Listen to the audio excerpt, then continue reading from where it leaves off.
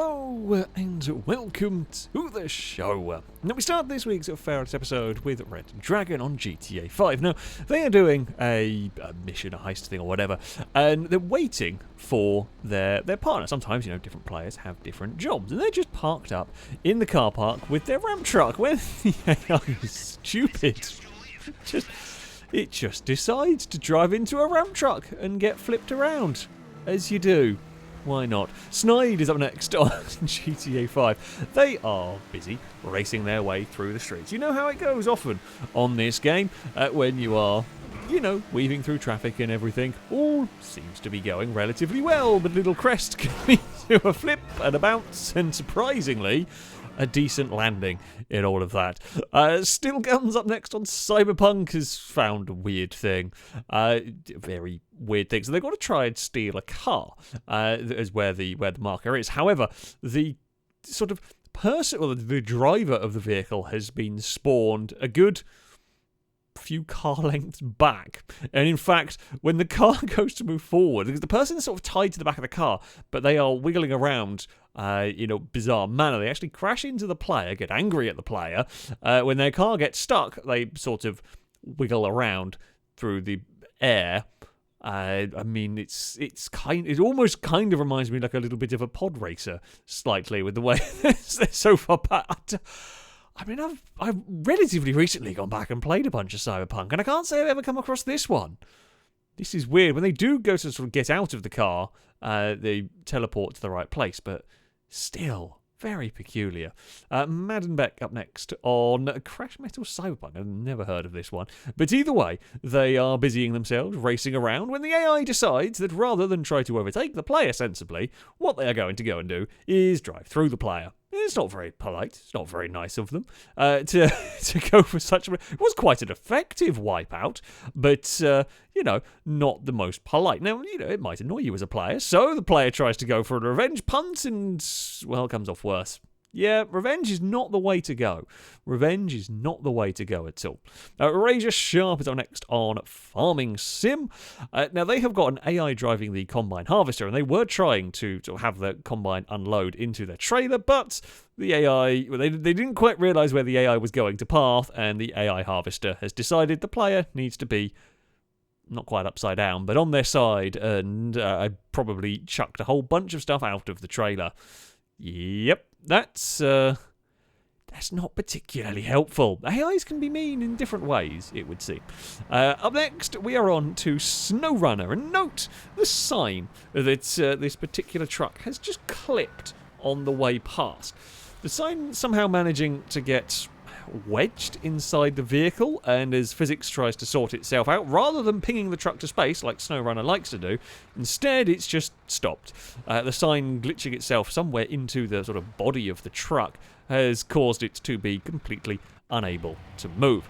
Virax the Wolf up next, also on SnowRunner. They are taking a shortcut, always a dangerous thing. Or when the truck wants to do, it's not really a two-wheeled impression, it's a four-wheeled impression, but for an 8x8, that's quite sketchy. Good save.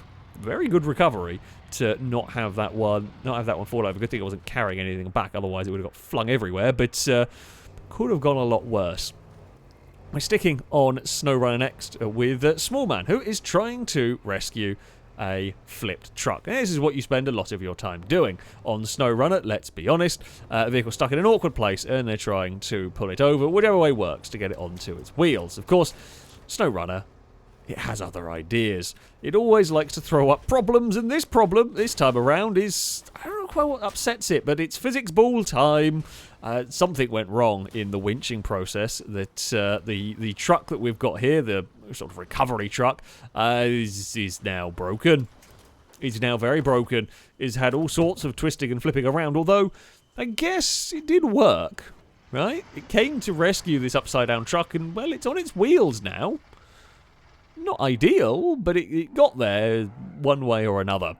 Soupy Dooby is the next on Beam. Now, they're doing a spot of a kind of sort of gymkhana driving around here. It's tough on Beam, because at the end of the day, a little mistake, a little bump on the wall, or even a tiny bump on a curb can bend a wheel and cause all sorts of issues. So it is, far from straightforward doing this sort of stuff. They go to take the vehicle off a ramp and try and land in a nice spot, only to have the car cut in half. Yeah, Gymkhana's dangerous on Beam. It's very... That was a bit on the extreme side of things as far as outcomes. But still, RC Cookie is up next, driving a truck around a place a truck should not be.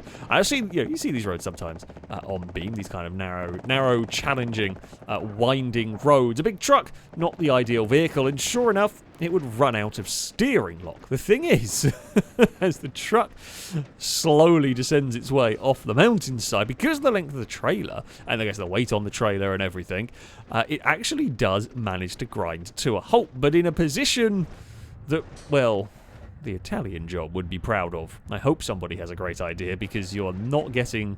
you're not getting out of the truck. You're not going to get the truck back up there easily without a very heavy-duty recovery vehicle. You can't reverse it because it's not really positioned well enough. Jim Ladd is up next on R Factor 2 with a prototype car finding outer curbs mean. That's, yep, that's a lot of flips. That's an awful lot of flips and an awful lot of cartwheels. And it's now parked upside down. And hey, we're back on our wheels. I think it's the Porsche. Curbs are mean. I feel like we say that a lot, but curbs are mean. And finally, we have Tenacious Tesseract on NASCAR Racing with everybody bailing from the pit lane. Now, my best guess, they bail from the pit lane into the track and cause a humongous pile-up. Now, I don't know what the rules were on NASCAR in this era. Maybe they couldn't pit under yellow, or maybe they tried a different strategy. As the yellow came out for a two-car wreck, everyone bailed from the pit lane, and that just then made a massive multi-car pile-up. Not their cleverest moment, and then someone has to turn up late to the party and just plow straight into it. Just a very dumb crash all round. I think that's the best way to sum it up, but there we go. That is going to be it for this episode. As ever, if you have more clips you'd like to submit to this series, and we always do need clips for this one, there is a link to a Google form in the description. All the rules and how it works can be found on there.